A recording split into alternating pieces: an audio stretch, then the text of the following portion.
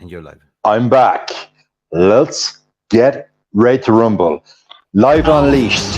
For the thousands in attendance and the millions watching around the world. On Mufc Realist TV. Ladies and gentlemen, from Mandalay Bay, Las Vegas, let's get ready to rumble!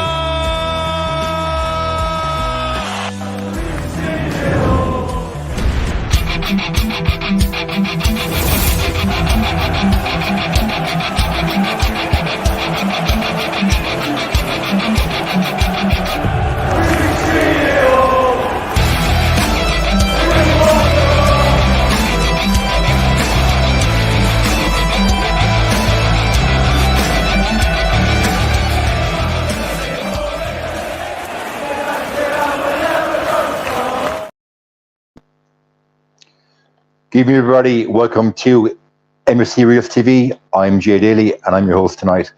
Finally back live, unfiltered. No agendas. Nobody in my ear telling me to go soft. Nobody telling me don't go hard on English players. And absolutely nobody telling me to plug some stupid products that nobody wants.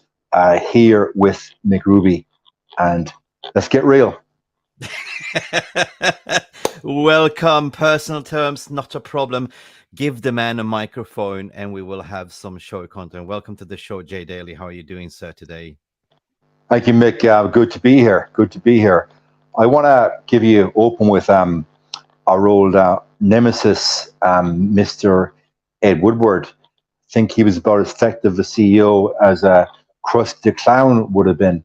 Quote from Mr. Woodward back in the day: "We can do anything in the transfer window that other clubs can only dream of." And now his two little minions, John Murtagh and his little friend, are now doing a transfer of nightmares. Thus far, 165 million spent, 65 on Hojlund, who we haven't seen yet, and we're all waiting with bated breath to see him. 55 million on Mount, who I think we didn't need, and for 45 on Nana, who I also think, Mick, we didn't need. And here we are now, scratching around the back of the sofa, trying to find a couple of million, if reports are to be believed, to do a little loan deal for Amrabat. Mick, you know yourself, you've been looking at Twitter all day, more than myself. It's hard to know what to believe. Each outlet seems to have their own spin on things on the Amrabat deal. A player that has effectively been on strike for the last 2 months, and now we're scratching around the back of the sofa trying to find the money. But as we know, the club will hide behind the 115 financial fair play regulations that Man City are skirting around. They can sign players. Like Man City spent, what, 50-odd million on Nunez as a backup for Calvin Phillips, who's already sitting on the bench. But we can't find 25 mil for a CDM we desperately need. So our nemesis club, who last season literally came to our house, ate our dinner, fucked our wife, took our triple, they got stronger, they got better, and what did? We signed a keeper we didn't need, okay? And we signed a midfielder we didn't need. And now we're scratching around trying to get a backup or a partner for Casemiro, depending on what you believe. We can't sell Maguire. We rejected the money for McTominay, and we'll probably scratch around sometime on Thursday night and may get Donny van de Beek off on loan. Man, we are, you know what we're like? We're like one of those Latin American telenovelas. It just runs and runs and runs, and then all of a sudden then you need a script change just to keep fans watching. But the fans keep watching because the advertisers keep paying the money. And of course, the fans, as we saw last Saturday, there was more fans last Saturday, Mick, flocking to the mega store, buying overpriced merch than sat behind in the stadium and actually protested. That's our club, my friend. We are Manchester Disunited. I don't know what to respond. There's so many things take away points, but you know, Let's unpeel it. Let's unpeel it. But before, like, I'm just gonna get ready to say welcome. I mean, you've been on the show so many times, but not officially to say welcome to the channel and stuff like that. And you know, this is the first time that you and me do it like solo. We used to do it you and me in the beginning, like when I was in Thailand. But this is kind of like a little bit of a uncut, uncensored, like speak your mind kind of thing. Call a spade a spade. Yeah, let's unpack what you just said. Like yeah, I mean, I agree what you're saying there regarding the two directors above the manager, right? It is like going to a blind discotheque and you're trying to find the bar, like where do I go? Like, you know what I mean? Tap tap tap. Even Lukaku has more touches on the field than those two clowns, if I may say so. Am I allowed to say so? I tell you, right, these two numpties are so bad at negotiation. They couldn't negotiate a price in Amsterdam. That's how bad they are. Yeah, true. Point number 2, what was that about? Amrabat, Yes. the on-off saga. We will get to that point anyway. Point number 2 is the divide and conquer fan base, which is absolutely baffling me. Like you have the Twitter social media fans, then you have that one-time opportunity when 1958 organized a massive sit-down protest to prove that we are united. What do we see? 10,000 stayed behind and protested where it could be absolutely full stadium. That was a little bit disappointing, but in a way it was a good result, but it could have more amplified, right? No, like, I only come there to service myself, and I go home. Apparently there was no train strike or anything. Trains were going on times. I don't know what it was, but for me that is a pathetic, like, if you're gonna shout glazes out, like, support, but there's some people that's like, oh, I'm not gonna give up my season ticket, I'm not gonna do that, like, okay. So we've clearly been divided for a very long time. It's not the club that we grew up with, you know what I mean? But we're trying to provide the educational platform to tell you like the way it used to be and stuff like that, at least. Point number 2 regarding Amrabat, and point number 3, I think that everything is going to be okay at the end of the day, but it's always panic station at the end of every transfer window. We've seen it so many times. Like we end up sitting on the fingers, like, and only wake up at the last week of the transfer window and get shit done, right? Instead of giving us fan base less brain hemorrhage and stress to go and do the business early. Yeah, they did the business early with Mason Mount, with the Onana, with the Hojlund, stuff like that. But then it stopped because they were focusing on actually trying to do something they're not used to, getting players out the door. Right? I do not understand, for the love of God, what's going on with Maguire's situation, because I do understand, because at the end of the window, like, it's all about exploration, like, who's got the weakest hand. West Ham came back and asked for a loan deal instead of a buy. And of course, Manchester United said, fuck off, you're not going to loan you. You wanted 30 million first, and now you want a loan. Of course, we're going to say no, 100%. They want to get rid of him. I don't know if that saga is still dead, but then you had Varane injured. So I don't believe what's coming out in the media at the moment, because there's a lot of things that is coming out that it's not true regarding Sofyan Amrabat. A lot of things that came out from Athletic, a lot of things that came out was absolutely not true. The current situation is that, I've been saying this all along, from weeks and weeks and weeks, Manchester United has hired intermediates to negotiate this deal, and it's still up to date. The intermediates are talking, and what they have put proposal forward is 2 options that will favor both the player and the club. And that's the thing. They proposed like an offer with an option to buy. But number B is also the 25 million euro that can be divided in installments. And the negotiations is currently ongoing, and there will be a resolution by tomorrow. That's what I've been told, because I'm very close to the intermediate camp as well, and Alfredo Padula and everything else. Furthermore, even Fabrizio Romano came out and said the same thing after I said it as well. So who are you going to believe? I believe the people that are dealing with the deal. So anything else is more, for me, smearing the club, trying to make it worse than it is, causing extra panic. And, I'm just here to say, like, I'm cool and composed. I can understand. I want this to happen as a fan. But at the end of the day, like, you know, deals can go south. Like, you know, we've seen that Liverpool is, you know, going after Gravenberch, but the question is, Gravenberch has requested a transfer request to leave. But the question is, does he want to come for Liverpool, or is it going to be a Manchester United? I've been told it's going to be 3 signings at least, and we'll see.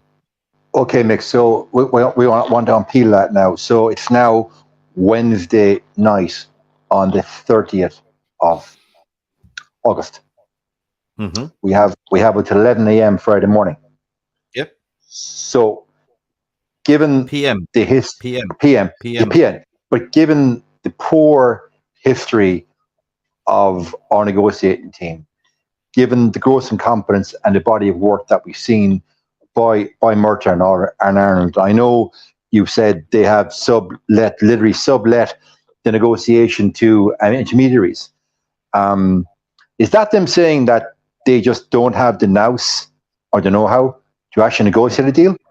No. And also, next question then, Mick, I'll ask you is, that's then putting another layer of bureaucracy into the deal for us to do 3 deals between now and Friday 11.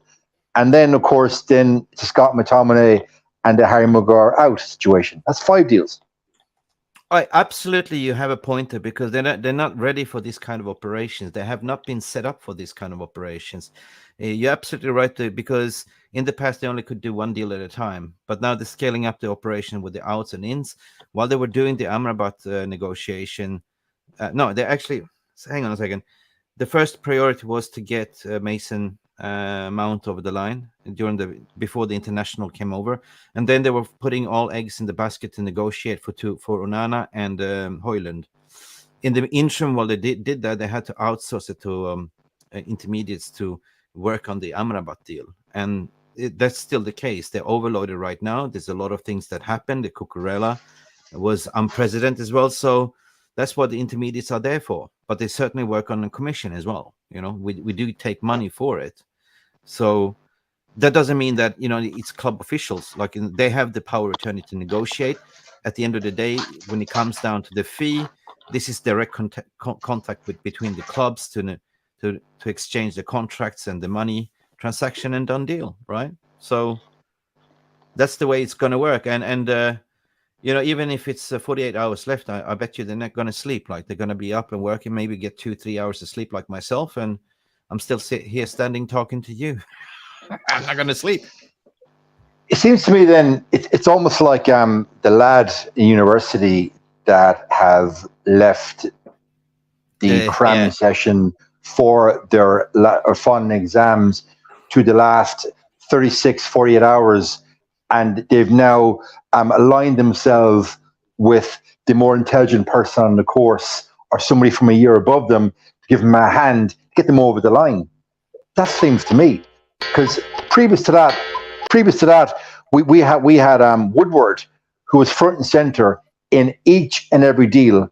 Hence why we did 1 deal at a time, and it took ages. Like, we spent 2 years on Jadon Sancho, and I read reports in the last 48 hours that Chelsea would take him for 50 mil. Obviously, we're not going to sell Sancho to Chelsea now. We'll say a stage of 50 mil.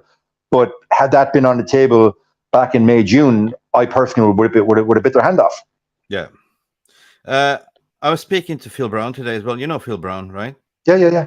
Phil Brown. Okay, we're speaking to today as well.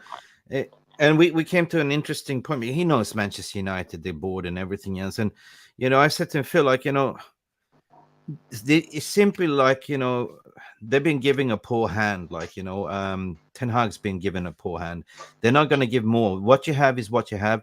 If you want more, you have to sell to buy. We're not going to put any more on the table. We're going to sell the club. You know, if you're going to sell your car, you're not going to invest more into your car for repairs and stuff. You sell it as it is.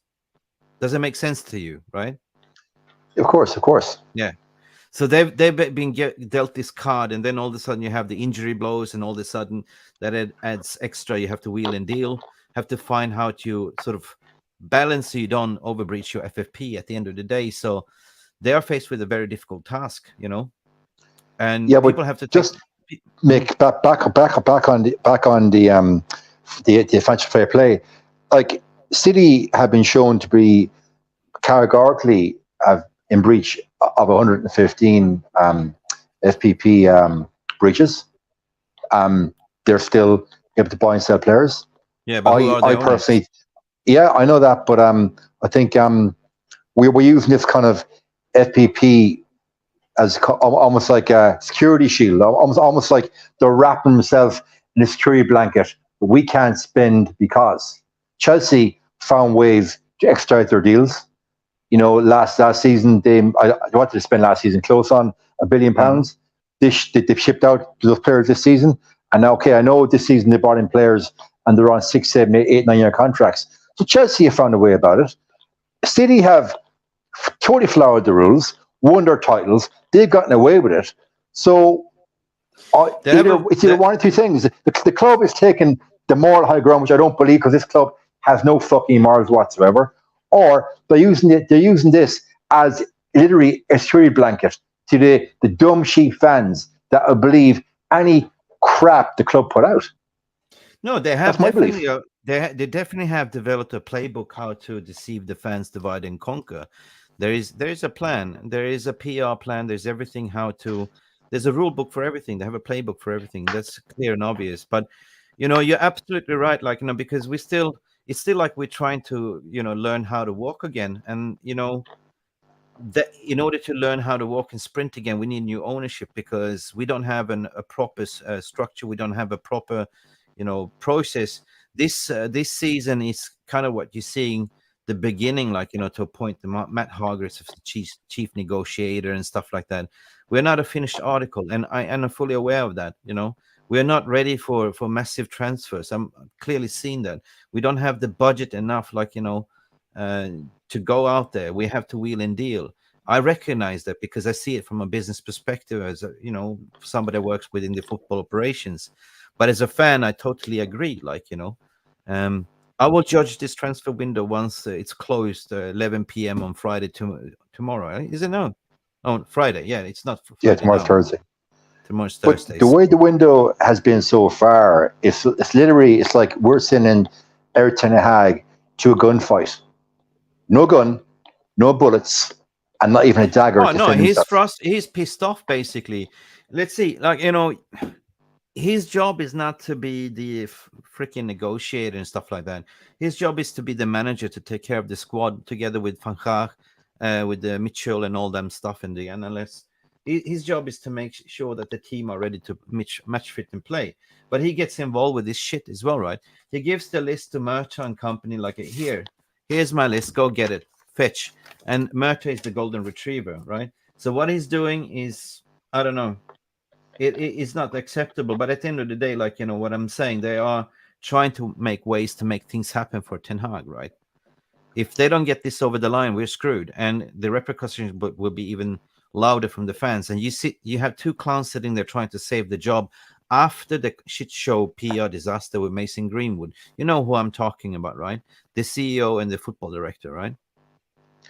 Yeah, that was literally how not to stage manage a pure return to your business of an employee that has managed to piss off the vast majority of the staff and the vast majority of the board.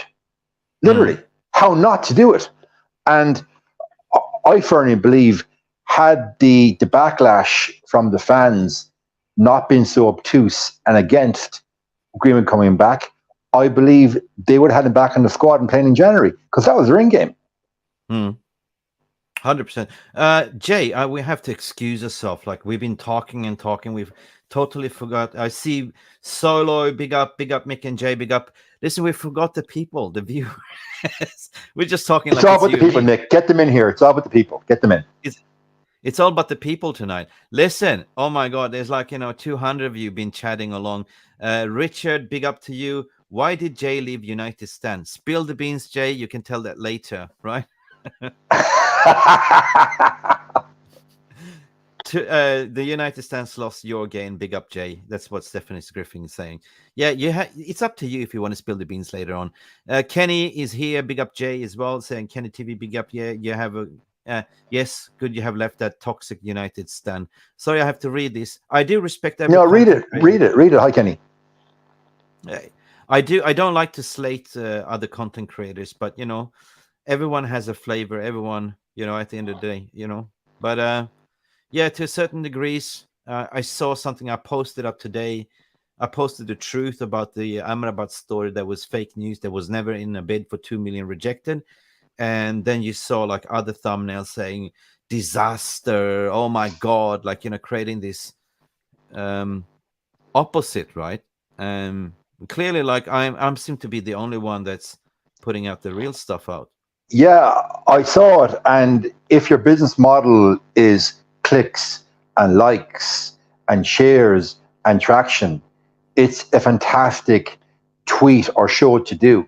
Say that the club has offered 1 million in a loan fee with a break clause in January, and then another 1 million after that. Like, if that's your business model, it's actually it's a very smart way of getting views. Yeah, no, true. We have a super chat coming in here as well, like, you know, but you know what? At the end of the day, you're a person. I know you like to speak your mind. You like, you know, your creativity of you know, what do you call it? Creative freedom to speak your mind, freedom of speech, freedom of thought. And when you came to me and we spoke, and I told you what the model about, it's just, I'm in. It's like, okay, come in, have a say. Listen, we have a super chat, mate. I'm just gonna go like Super chat, super chat, super chat. Super chat. That's coming from Jack Eyre. From I guess with a €2. Big up, Jack. Thank you for your super chat. Signing John O'Shea when we needed Roy Keanes. That comes to you. Jack O'Hara, how's it going? Obviously, you're Irish, Jack. Hey, John O'Shea was, I suppose, the ultimate utility player. John O'Shea even played in goal for us. I remember in one game, a stalwart for Ireland. I would take John O'Shea at the back right now instead of Maguire every day of the week and Sunday, or at left back instead of Cucurella. And John O'Shea could probably do a job beside Casemiro in midfield. John O'Shea played everywhere. So I take your point when we need a couple of Roy Keanes, but a player like John O'Shea, you take that side right now if you got him. Big up, Jack O'Shea. Thank you so much for your donation, guys. Just to let you know, every donation, every super chat, we appreciate it. Goes straight back into the channel, investing in equipment, modifying everything. I mean, we've just been around for 1 year and coming up to 16,500 subs plus. If we can get it up to 20,000, that'd be mind-blowing. And having Jay on as well is such an honor as well. Even before I started the channel, I was watching you. And I will say that you're the only person that I found that real, like when I was watching the channel. And also... who else? Jordan was it? Well, Jordan, what's his name? Jordan, right? Jordan and obviously Kevin as well. Kevin Kevin Bankham. Yeah. Another top man as well. To be fair, oh, absolutely top man. As for the rest, good luck and good night. That's what we debunk now. There you have it. You know, I really appreciate it. Like, listen, Peter Griffith is in the house. I got a shout out. Marlon Patel is here. William Connolly, Jamie Wayne, one of the moderators. John Johnson. I got a shout out. What are they saying, Mick? What are they saying? Is there anything they want us to discuss? Yeah, we missed it so much, man. Mo Hamza, hello, Mick. Basically saying, where am I? Oh, yeah. Liquor Indigo. I got O'Shea's autograph. Hey, there you go. Good man. Yeah. Top show, Welsh Dragon is came. Top show, big up, Jay. People are so excited to see you. Hello, Mick. Mo Hamza, all the way from Qatar. And Jay, the realist. Big up, Varum. Big up, everyone. Guys, smash a like. We have over 205 people in the VR room chatting away. We have George Best all the way from Brooklyn, New York. How are you doing, George Best? Craig Warby is also here saying John O'Shea on Championship Manager D/MLC. Everyone is good. Everyone is good. Did I miss anyone? Michael Hill saying, Jay, I bet you're missing that front. Ricky Cooper, build a team around McTominay, Mata, Matic, Marshall. I'm telling you now. Well, actually, I can remember the first night that I did a show with that particular individual, and I just, how to put it, I threw all those players under the bus, and I picked out all their negative points and blah blah blah blah blah. And then of course the sheep on Twitter then lost their minds that I was a bully and I should respect my elders, blah blah blah. And what people don't understand is when you're discussing football, be it on a YouTube forum or on a Sky Sports BT Sport, everybody has their opinion. But if you can back your opinion up with facts, well, then you can't be touched. And that's all I did. But I was a bully. There you go. No, not really. I mean, Dancing with the Devil said, big up, Jay. Nice to see you back on YouTube. We need more of Jay, and we need more of facts, was the Tommy boy is saying here as well. You're always spitting facts, wondering where you went from the United Stand. Well, he's here. He's living in this house here, to be honest. Yeah, no, I was always wondering, since, is he for real or is it an act? Is he really that, you know? No, he's that fucking deluded. He's actually that deluded. Really? That's not an act. No, it's sheer, utter delusion. It's like a little bit of that Stockholm syndrome, like, and you feel sorry for the weak, and you're protecting the weak. If everyone is saying, like, you know, he was protecting Mata while everyone saw that Mata's legs was gone, he was still protecting him. Dan James as well. Who else was his favorite? Tony Martial, McTominay. Yeah, McTominay. But to give him credit, and I will give him some bit of credit. Apart from myself, he was the only other person that called up Maguire from the start, and he said that Chris Smalling was a better defender than Maguire. That's probably the only thing we ever agreed upon. Yeah, that's true. I mean, you used to sit there with Flex as well, right? Or great guy. Yeah, Flex is a great guy.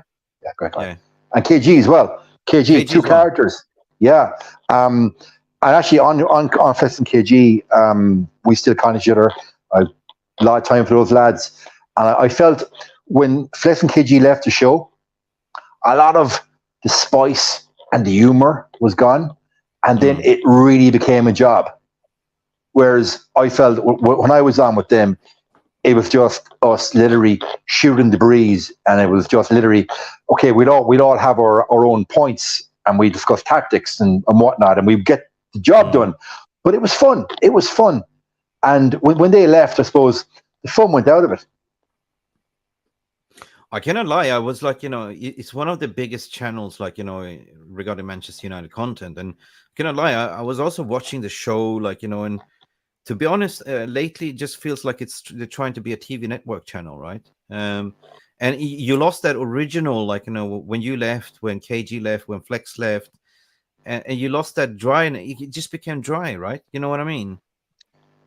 Yeah, the phrase that I've said to a lot of people, that there was a show back in the 80s, 90s on BBC called Blue Peter. It was a kid show that was on, and basically it was a paint by numbers kids show. Let's not offend anybody, okay? Let's tick all the diversity boxes, and let's do what's popular, and let's not be controversial. For me, it became Blue Peter. I was like, fuck this. That's not me. Yeah, What's Jack and Phil? Mick J, do you think there was a good this was a good transfer window? I don't. I think we are better than last year. I give 5 out of 10. I give 5 out of 10. I say like this. I say like the Welsh Dragon Phil, if I may say so. I keep my powder dry and say I will judge this window after the deadline. Okay, fair enough. That's fair. But obviously, Mick, you're a lot more measured than I, and you obviously, okay, the Cucurella thing is obviously close. Amrabat, closer and close, or whatever that other gentleman used to say. But 3 signings between now and Friday, Mick, I love your optimism. I love it, mate. I do love it. I can't see us getting through over the line between now and Friday. I'm not panicking. And the question, Mick, I'll ask you as well is, are any of those 3 signings that we as fans would have even considered back last May and June? Well, here's what I pose the question. and this is a hypothetical, I'm not just playing in devil's advocate, is that because you, as a fan base, we're used to those sexy signings, the shirt sellers, you know what I mean, the marquee signings, but you haven't seen it this year, right? And what I'm asking you is, like, you know, is it because we set the expectations too high of the signings, or we don't really respect what Ten Hag is recruiting? Okay, so it was clearly obvious last season that Casemiro needed either A, a partner beside him, or B, a backup. And I think we can agree, and we put it out to people in the VAR room, were Scott McTominay or Fred a backup to Casemiro or capable of playing beside him? I would say no. Secondly, it was obvious that Varane is injury prone. Okay, he's very injury prone, and we wanted to get in another centre back, not to replace Maguire, but it's well known that Varane cannot play 65 games. So we're looking at King Min-jae. Cavani left, Ronaldo left, Martial. He's got muscles with the structure and integrity of a bowl of soppy oats. So he's not your striker. We've got Rashford, purple patch Rashford, not a striker. So it was obvious last May, June, 2 CDMs, if not one, a centre back and a striker. And I said at the start of the show, we didn't need a Nana, we didn't need Mount. And I'll stand by that. I have no qualms with standing by that, Mick. So here we are now in Wednesday, 2 days before the transfer window, and we still have not plugged those holes that were there last season. 𝒂𝒄𝒌 𝑹𝒖𝒃𝒚, Jay's thoughts on the Cucurella links. Well, if Cucurella brings the form that he had at Brighton, well, Cucurella is more than welcome. Absolutely. Luke Shaw is gone until December. From what I've read, he's got a muscle imbalance still going back to when he got that horrific leg break under the Josie era back in the Champions League, I think maybe 5 years ago now. We know Malacia, he's also injured. So if Cucurella can play, as I said, I repeat myself, the form that he had at Brighton, bring him in. Because there is no plan B. No, I think that Luke Shaw days are numbered. I can see him slowly deteriorating. There's no coming back. My thoughts on Cucurella is I stand by what I'm saying, just because he had a shit season in a turmoil, shit Chelsea last season, who, by the way, sacked 3 managers in one season. And the guy that recruited him in was actually Potter, that was managing him at Brighton, where he actually had 2 brilliant seasons. He was the one that picked us apart as well. Like, you know, so there is a player, and the player came actually from Barcelona Academy. Just because he had a shit season doesn't mean he's a shit player. And now you have. So if I agree. Yeah. And I would just say that Chelsea was probably cry tears and wonder, why did we loan him out? If we get a tune out of this season, it's if buts and maybe. So, but I think, you know, coming to a new environment, to a new team, to a new coach definitely motivates you to do better, right? It's, you know, you've been given a fresh chance to prove yourself. So I think he's going to take it, and I think he's going to thrive. I hope so, and we better back him as well, right? Because we're apparently short in the injury crisis. We have a super chat from John O'Neill. Big up, John O'Neill. We haven't sorted our midfield out since Carrick left. Yeah, in a way, you have a point, John. What do you reckon? I go further than that, John. I say we haven't started out since Keno left. True. Big up thank you for the super chat, my friend. And listen, I'm just gonna see Phil Owen is here. Please let me have the nightmare. Sargon McKenny is there. Everyone, Scotty at the wheel. I see you. Jarvis Cocker was in the house as well. We are so behind this chat. Glazers out is what Singh Satwan is saying. Big up Mick and Jay. Big up for you, Solo, as well. Man United Agenda. Go check that channel out as well. Where are we?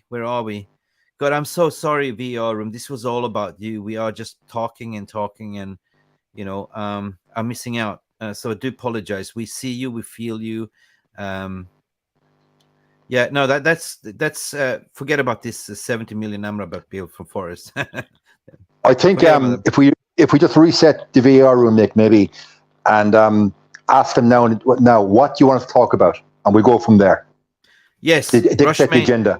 Yeah, we have our own Rush in the house. Rush Mano, Cucurella will do well in an environment that he wants to play in. 100%, my friend. You know, it's also about the culture, the vibe, who your teammates is going to be. You got a lot of this Latin vibe going. You have a good feeling environment. So yeah, hopefully that's going to be good. Big up Rush Mano as well. How are you doing? What do you think about the sale? If somebody's asking. I'm not getting any younger, and I just hope this club is sold while I'm still relatively young. I can't see this club sold before 2024. Yeah, we see. Take it day by day, guys. I'm just done with this club, how they treating us, to be honest. I try to be like, voice of reason, cool and composed, but at the end of the day, I'm a fan. What is this? 4-1 PSV aggregate 6. Oh, okay, cool. We're missing out. Not bad. Big up for you, mate. What else do you want to talk about? Would you rate transfer? We did the Amrabat, Cucurella and transfers. Yeah. There's a question here. Why did United turn down a 30 million bid for McTominay when he's clearly not part of the next plan? When did we turn down a 30 million? Or is it something that I missed? Okay, so there was a combined 60 million bid from West Ham for Maguire and McTominay, and we turned that down. Yeah, fair enough. If I can recall. Yeah, and then there was links to Dortmund, if you recall, which I don't believe. I can't understand that. I thought it was bullshit. And then it escalated that this week that United wanted 40 million plus from Dortmund for Scott, again, which I didn't believe. Just because it's on Twitter and it's a serious journalist does not mean it's actually true. Yeah. No, I think that why would we sell him for 30? He's a Prem proven, had over 220 games for Manchester United. Why do we have to sell our players on the cheap, right? So I think it's fair that we turned it down. At the end of the day, we are now heavily linked. I mean, this serious, the Bayern Munich wants him. They are in love with him for some reason. So watch this space. If there was one player out of those two that I would rather keep, I would rather put my argument for Fred. At least he would offer something like, when he had a good day. Yeah. Fred, to be fair, he was very hot and cold, but you knew when he came on that, okay, just don't let Fred shoot. Don't let him near a box. Don't let him shoot. But he will run around. He will tackle. He will track back, and he will cover every bit of grass. At least you know what you're going to get. No, McTominay, I never understood. He must have done some blinders, some Perlos in the training ground, impressing, because every single manager that was managing praised him and played him, but we never saw that on the pitch, right?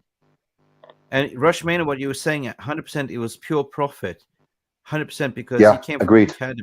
Yeah, but for some reason, we are selling youth. What you're selling for 1 million, with other teams are getting 10 million. It's just pure incompetence, mate. That's just showing you we don't have a proper football people running the show, right? And this is what needs to be taking place, Dancing with the Devil. This is what I believe, and this is what we're desperately crying for: new ownership and new structure. So rest assured, the first thing that I would do if we get the new ownership in is just to total clean house. Anything above that is the old Glazer signings and Glazer appointment, Woodward appointment. Get rid of them. Get rid of them as far as you can. What do you reckon? We had to sell Fred. Oh, big up Jarvis. How you doing, mate? Jarvis is traveling at the moment.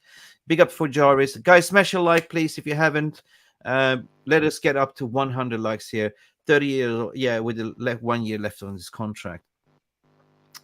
But coming back, I don't know. Would you keep a McTominay as a squad player? Personally, I would have taken a 30 million for him and kept Fred. I thought Fred was a better squad player than McTominay, personally. I think so too. Yeah. Ansu Fati joins. Breaking news from Rush Mounters and confirmed Ansu Fati joins Tottenham on a loan. Wow. Nice, but wasn't he a little bit of an injury prone, Ansu Fati? That's still a nice bit of business though for Spurs. It is. Okay, let's go back to that for a second, Mick, if you don't mind.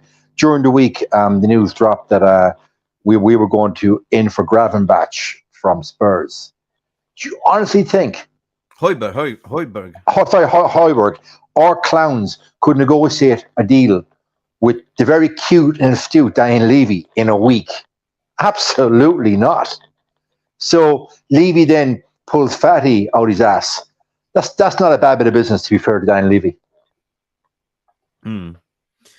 No, that was just I was quick to debunk it, to say that this was more agent offering the player to United, and that caught wildfire. Everyone was panicking, and I was quick to dismiss it. You guys have to read properly between the lines if you read articles, because they like to sound that to make it worse. Like, they want like to sort of, come on, baby, light my fire.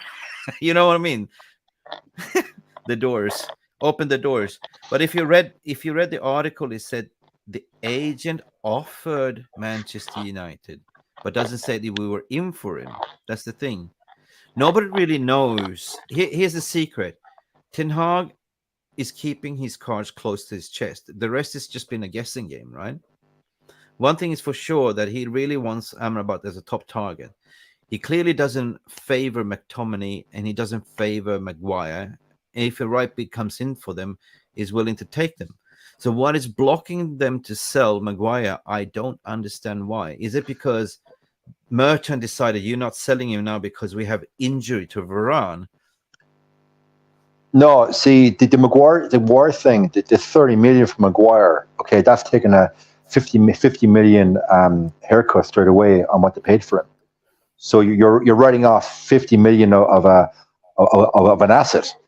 So, but Maguire would not accept. Maguire wanted the full 2 years of his contract paid off, which was 12 million. United offer 6 for Maguire to walk away. Maguire would not take the 6, and that was a stumbling block. United want to take the 30. The problem was Maguire there, and now West Ham are trying to come in and do a loan deal. They're not going to put him out on loan. Now, listen, guys, people, do expect within the next 48 hours, it's like exploiting. What I'm trying to say is that now it is silly season for real, because clubs and agents will do anything to try to find their players new clubs. You know, that you will see mad deals happening right now, to be honest. The reason why I'm saying now, this is the last window when agents can make big money, because after that, FIFA regulations on agents fee cap starts applying. Now, of course, regarding the Hojlund link as well, you know, of course, he knows that he wants to find a new club for his client. He's clearly not favored. So he's been going after speaking to different clubs. Like, I have a player. I know you need a CDM. Oh, what about this one? Yeah. Normal. And Mick, you remember in January when we got Sabitzer just out of nowhere in that window. Whoa, wait a minute. Jarvis Cocker, your legend, just gifted 10 membership. Big up Jarvis Cocker, one of our, actually, Jarvis is a co-host, just gifted 10 members. Guys, wow, listen, who became a member? Nate became a member. David became a member. Brendan was gifted a membership. Big up to God. Thank Jarvis for the membership. There's a lot of people. I got to play this. And we have a super chat. Listen. Well done, Jarvis. Good man. Yeah.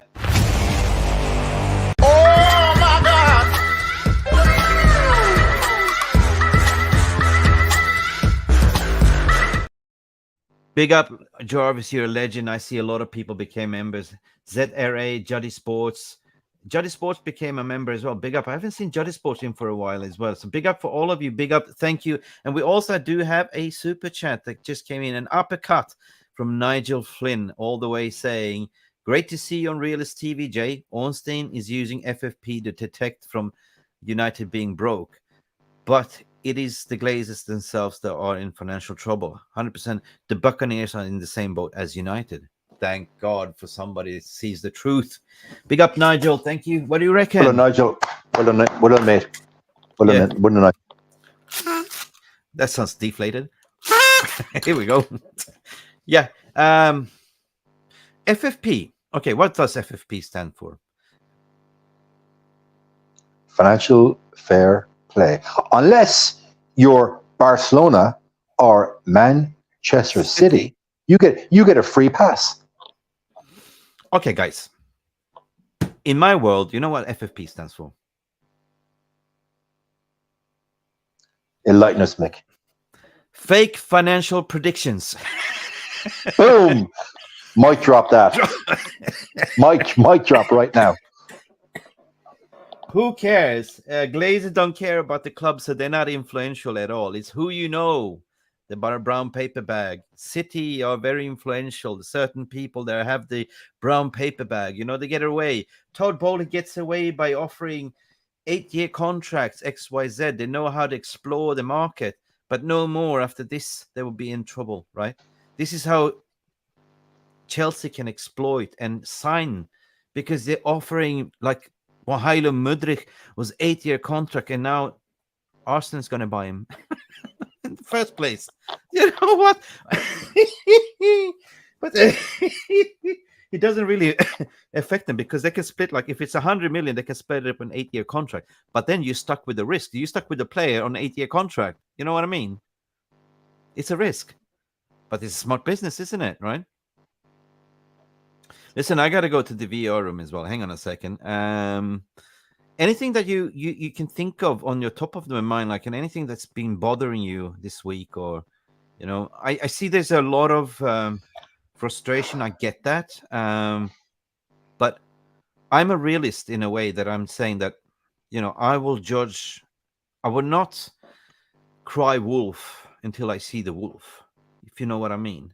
And that's by me saying that I will assess the situation, give it a rating after we get things signing, right? Mick is very confident that we're going to sign 3 players by deadline, and I admire Mick's confidence. I really, really do. I think we're looking if we get 2, but I admire his confidence. I believe that the striker we're going to look for, which is the Mason Greenwood replacement, is Marcos Leonardo. I've been reporting this for quite a while. And even Jarvis is saying there's something mysterious going on, because Roma dropped off face of the earth. West Ham was fake news. They were linked. They're looking for another Brazilian striker. Where is he going? Because Santos bought a replacement striker. There's something mysterious regarding that. And there's been reports that we're looking for a lone striker. Who is that lone striker, to be honest? I'm just throwing it out there, like, you know, for the community. Guys, let us know in the comments what you think. I could probably see us hanging around until January and getting a lone striker then.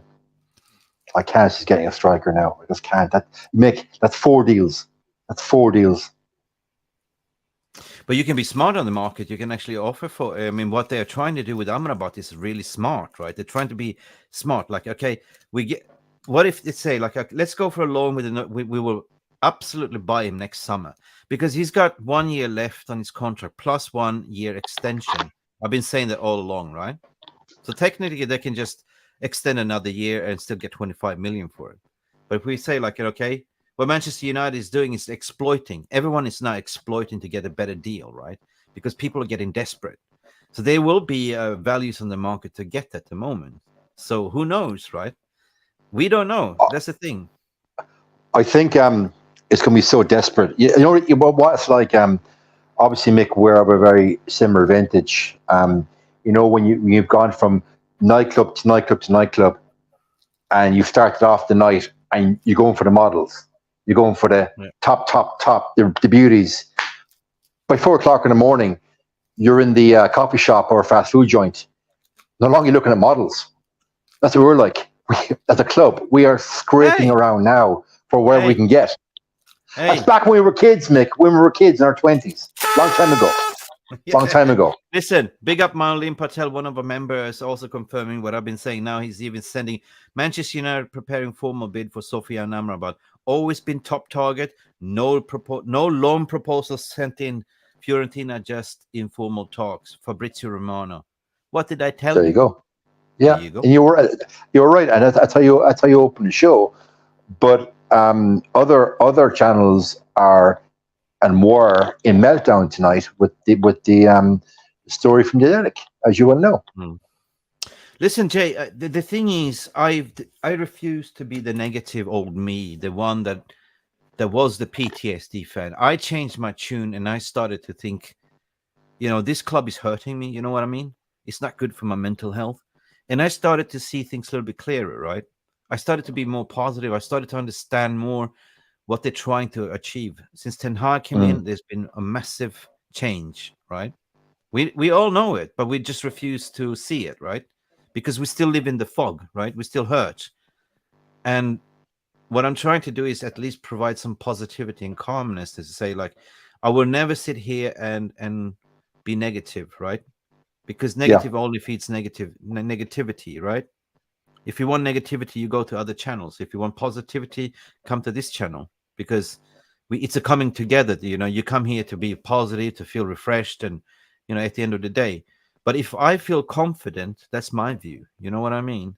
Okay. If I know what I know, I'm sitting here feeling calm about it, because I know that we'll do everything to get things sorted for Ten Hag. You know, they will get it done. But it's been a very complex situation with the outs. That's been stopping it, right? Yes, it's literally like a roadblock. Yeah, it's been a roadblock. Bottleneck, yeah. So we got to give a little bit credit for them trying to sort the outs out, to get the deadwood out. Basically, it's not about quantity of having a quantity squad. We have the biggest squad in the whole Premier League. We just need to get rid of the shit players that no longer is needed, right? Which is a surplus of requirement. See, I used to take the losses personally. I used to get emotional with the losses and really get worked up. But after sitting through the 2 years of Solskjaer, that stopped. That stopped. It became acceptance. And right now, Ten Hag is in the process of getting rid of the dross that was there from Solskjaer's era. Yeah, but we're not going to throw him under the bus. No way. It's not his fault. No, we're not. But he still has to get rid of, as you said, the deadwood from the Solskjaer era. And let's be face it, Martial is there from the Van Gaal era. He's there 8 years. So Luke Shaw is there since Jose. So there's still a lot of I don't want to include Luke Shaw in this because I actually like Luke Shaw, but there's a lot of players still there, Mick, stealing a wage. I back to tape to the point what you opened the show with, and that there you have the problem. Ed Woodward coming out to say we can do things on the market what nobody else can do, meaning we inflated the squad with silly wages. We recruited shit players that the manager didn't want. And what did we do this for? Simply because Glazer don't give a toss. Glazer only look at the players' money laundry to have an inflation of the valuation of the club to draw credit out, you know? If you think about it.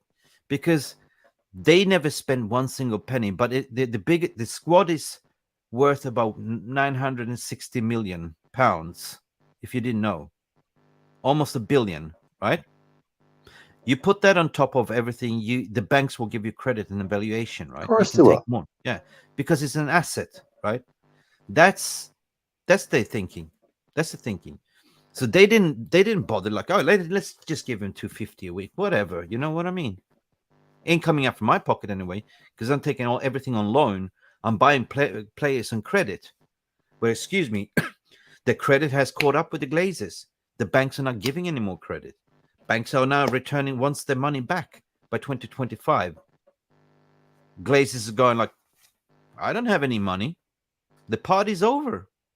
Buccaneers the same.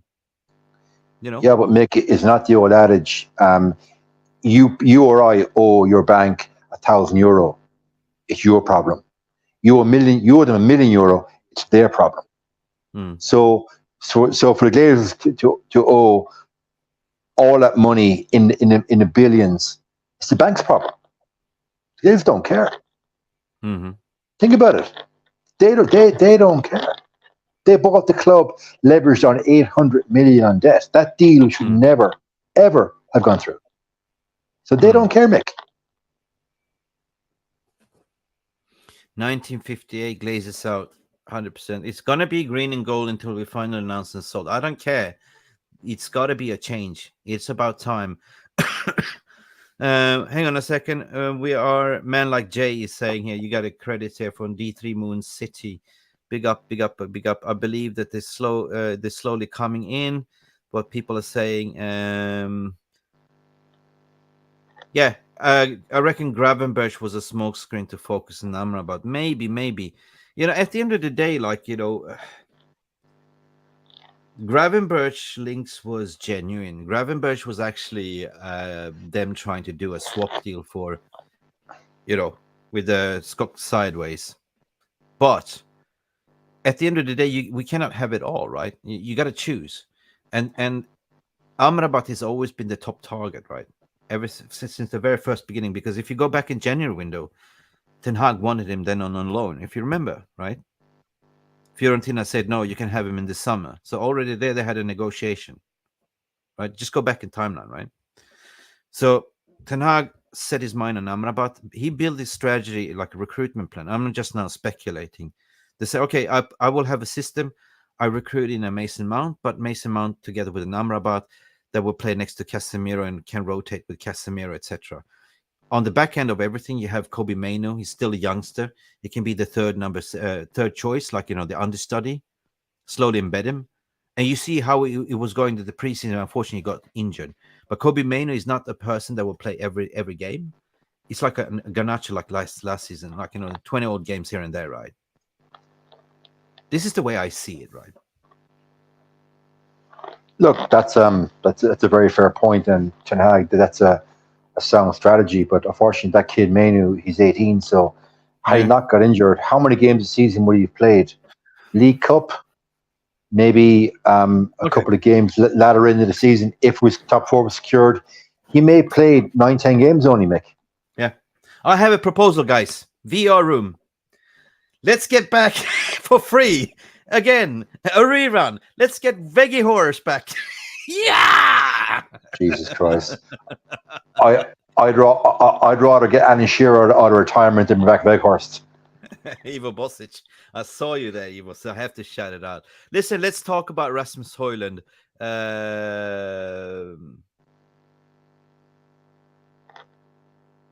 Yeah.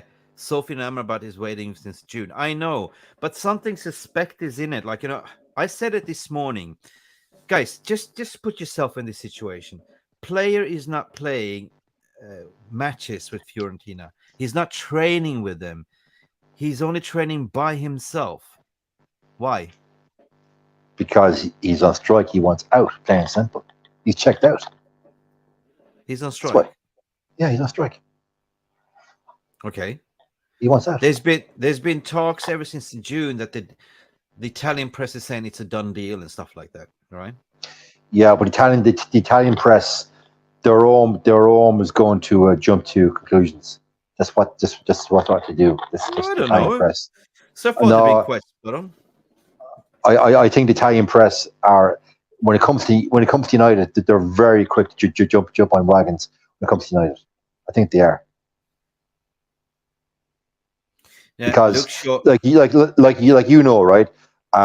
You're any media outlet, and you write a story about United and a transfer, or Liverpool a transfer. No, what story would get more traction? The United story. No, but why would you, as a player, You knocked down every single Tom, Dick, and Harry. Jurgen Klopp called you twice, want to take you out for dinner, fine wine and dining, wants to take you to the room and everything. And you say, no, sorry, Jurgen, I'm already engaged with Ten Hag. Every single bid is rejecting. What that telling you? He got a job offer. You signed the contract already. I mean, why would you then reject everything? And why would you not train and play with your team? Doesn't it say anything that the pre-agreement was already made? Yeah, because you agree personal terms. Yeah. You agree personal terms. There's a chat here I believe you will be done. It will be done. And it will be typical at this United PR to sort of like make us nervous to the final end of the window. And then, ta-da, we pull out the rabbit out of the hat. And all of a sudden, here's Amrabat, here's Mbappe all of a sudden. Hey. Yeah, of course. And then you will Adam see... Hojlund here, Mick, has corrected me, and I think I should read it. Luke Shaw is actually there since Van Gaal. Yeah, Southampton signing from me. I remember now. It was Van Gaal's first signing. He is our longest serving player. Okay. I stand corrected, Adam. That one had escaped me. So thank you, Adam. Yeah, no, what I want to say at the end of the day, like, it's so typical that when you have two individuals, two senior directors who's trying to save the job, is going to push this PR to the max. Look what we've got you, fans. Love us now. Like we're talking about, John Murtagh is going to get praise. Richard Darnan is going to get praise. Neil Ashton, the PR specialist, is going to look, Mick, look. Any fan on social media that praises those three are the aforementioned sheep with attention span of a goldfish. They haven't a clue. They're clueless. Like they are. Yeah. I'm just trying to read the Amrabat. What are you saying? Stuff. Amrabat 11 p.m. deadline day. Avoid buying other players. Yeah. Listen, let's talk about Rasmus Hojlund. Apparently, he's going to be featuring against Arsenal. I'm going to ask you, Jay. I have my theory. Do you think he was seriously injured, or it was just Ten Hag protecting him? That's a interesting theory. Actually, that's more like a conspiracy theory, Mick. Why then would Ten Hag start with Rashford up top, spend his whole pre-season with Sancho as a false nine? Rashford was ineffectual until last week if Hojlund was actually fit. I throw it back at you. Okay. Well, the fact that he's training on grass, the fact that he's okay, the fact that his British media is saying he's injured, creating this shitstorm within the fan base because they want to divide and conquer again. When you listen clearly what Ten Hag has been saying in interviews and take it back in timeline, exactly what he did with other players. He's getting them ready for his system, his mentality, rules and principles to get up to the scratch to the way he wants to play. He's simply not going to just throw him in the first thing he does, So you look, Casemiro took 3 weeks to get into the team as well. All the new signings. I remember Scott McTominay played ahead of him. I remember that. Yeah, Scott McTominay played instead, and then Casemiro slowly was integrated. And this is Ten Hag's trait. If I just go back and think about it, is he really injured, or is it just like I don't know? Let's look at that's fair. So on that rationale, then we should expect Hojlund off the bench for 10 minutes at the weekend.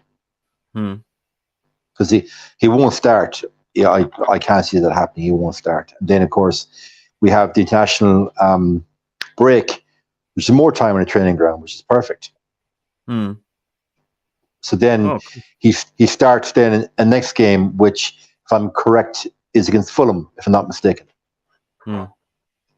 Premium, what is this? Became a member, or what is this? No, I don't understand. Is it a super sticker premium, or is it? Did you miss to write something? I don't really see it, but maybe it's a super sticker. But thank you, Premium, for your donation. Please feel free if you missed to write something and we will shout it out, mate.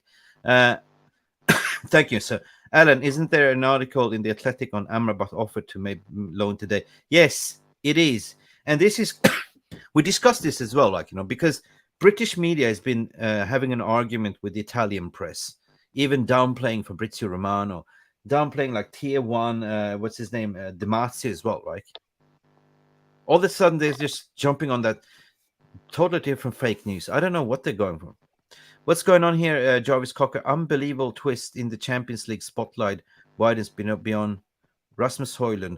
Hold on to his seats. His twin brother achieved jaw-dropping qualification victory with FC Copenhagen. Does he have a twin brother? Wow. Wow. Get his twin in. Ah, really? Yeah, get him in. He's got a twin brother. Maybe we bought his twin. That's the banger from Jarvis. Okay. Yeah, banger. Wicked. Big up. Amrabat is going to start for Juve. Where did you see that? Don't think so. He's not playing. Okay. Yes, here's Emil and Oscar Hojlund, his two younger brothers. Oh, he's got younger brothers, not twin brothers.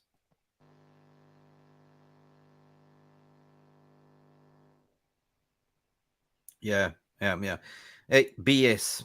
Listen, at the end of the day, wait a minute. Should we sold Mag and Tom for 60 million to West Ham? Yeah, we should have. You know. Agreed. At the end of the day, right? Do expect a lot of spinster stuff. Do expect a lot of rumors. You know, we've seen it all before, right? It's not your first rodeo, people. Just you probably like blocked it out, but every transfer window, Jay, if you remember, it's always the same, isn't it?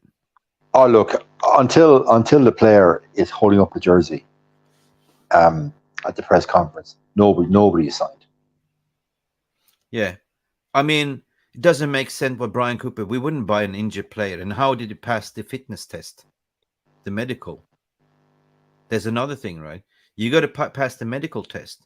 If they detect the injury, then they wouldn't even... right? Buy both his brother. We need all these players, definitely. Let's see what Rushman is saying. Fatih now decides on Brighton. Spurs are out of the race. Oh, God. Spursy being a Spursy. Come on. Get into the Zerbi. Yeah. Wow. The Zerbi madness. The Wow. Zerbi pool. Okay. That's a great piece of news there from Rush. Good man, Rush. Big up. 96 like. Get up 4 more 6 likes. 4 more likes to 100 people. Now, seriously, like, you know, Postecoglou, he got lucky because we were not up to the races. Like, we were still lagging and injury prone and all that stuff. So that was a freebie, Postecoglou. But we saw them falling out from Carabao Cup in the first round yesterday. That was like, what? Who farted in the locker room? Seriously. Yeah, I mean, the Scandinavians are doing madness. You got, like, you know, Isak at Newcastle. You got Hojlund coming in now. Hopefully he's going to do madness for us. And Haaland. No, we see. Double whammy. Guys, you've been amazing. Thank you so much. If we have any further questions, get the Danish flag, 100%. Yeah. Jay, any further questions that you have on your mind? No, we're good. I think we've covered everything. Just want to thank everybody for tuning in. Sorry we missed a lot of the comments at the start of the show because Mick and I were, I suppose, on a roll and interacting. So love to see you all on the post-match at the weekend. Oh, yeah. Post-match at the weekend. Hopefully celebrating 3 points against Arsenal. Win, lose, or draw. We're there, Jay. Win, lose, or draw. But I would take a 1-1 now. The only show actually with Mick that I refused to go on, and Mick remembers this, was the FA Cup final. Remember, I just couldn't do the show because I thought we were such an embarrassment. I knew after that cup final, the triple was gone. That our triple legacy was gone. I couldn't come on because I definitely would have lost it, and I didn't want to lose it live on air. That's not me anymore. Well, guys, thanks for watching. And as ever, like, subscribe, and share. Catch me on Twitter at JWTD, and catch Mick also. And we'll see you all soon. Yeah, big up. Like, see you next week as well. Win, lose, or draw, we'll be there. But since I'm not going to have you for tomorrow, I'm having Arsenal preview. So we're going to have 2 Gooners in, and versus me, and Papi is going to be there as well. Like, so we're going to have a show. It's going to be like 9 p.m. same time as this stream. And also got to promote, because tomorrow lunchtime UK time, I'm having a special transfer podcast with me and Anil Kandola from Talk Sports, and everything. The Gov's coming off there as well. So please tune into that show. The links are there already posted. Jay, before you go, I'm going to ask you, what's your general feeling regarding Arsenal? Arsenal, I think we'll lose. But I'll take a draw right now. Yeah, Lucky Singh is saying 2-2. I don't know, man. They Fulham got one over the line. They got a draw with 10 men down, and I don't see Arsenal being the Arsenal of last season. So they're there for taking. But bear in mind, Martinez has not been putting up trees. No, he's got Lindelof is beside him, and who plays? And is Daly going to play again at left back, or is Cucurella coming in late in the window and making his debut? Cucurella's going to come. Oh, he's going to make the debut. 100% is going to make. That's what I've been told. Listen, I take a 2-2 draw. I take a point right now. I take it. I take a draw. Right? Yeah. Some people say 2-1 Arsenal. I'm sorry. RJ, I take a point over a loss, 100%. It's all about the points at this point. Get those points, then go on an international stupid break, and we will recess again. Guys, we need this international break anyway to recover, by the looks of it. Anyway, 3-2, yeah, Hojlund winner, what Scotty says at the wheel. Listen, guys, you're guys amazing. Please, thank you so much, Rushmania. Thank you for everyone. Thank you for all the... Jarvis Cocker saying easy 3-1 win. I see you, Jarvis. What are you guys smoking? Give us that positivity, right? Jarvis is going easy 3-1 win. Yeah, I will back my team. I go with the win. Sorry, RJ, you will stand with 2-1. Anyway, big up. Hojlund will come in and score. If we will play a 4-3-2-1, yes, 100% revert back to the old system. 5-0 win. Jesus Christ. So what are we giving them? What's he on? Yeah. Big up, everyone. Get Cucurella in, and we will have 106 likes. That's it, folks. We achieved the target. Thank you, Stephanie Griffith, for the moderating. Thank you, everyone that's been donating and super chatting. And it was a pleasure to have you here, Jay, as well. Good to have a one-on-one talk. It's been far too often. You are so busy. I'm so busy. So, guys, it was just like you and me talking for 20 minutes, just forgetting everything, because we haven't caught up for a long time, eh? Yes, but it's good. It's good. It's natural. It's not contrived. It's natural. It's not scripted. It's not contrived. Natural. That's what we like. Big up. Everyone, thank you for tuning in. Thank you so much. Been Mick Ruby here. Follow Jay Daly on Twitter as well. And have a good evening, people. What do we say? Peace, love, and go banana. But we say peace, love, we have banana, right? Okay, you love that one, don't you? I'll let you have that. Yeah. Good evening, people. Thank you. Thank you for tuning in. See us later. Good night, guys. Bye-bye. Bye.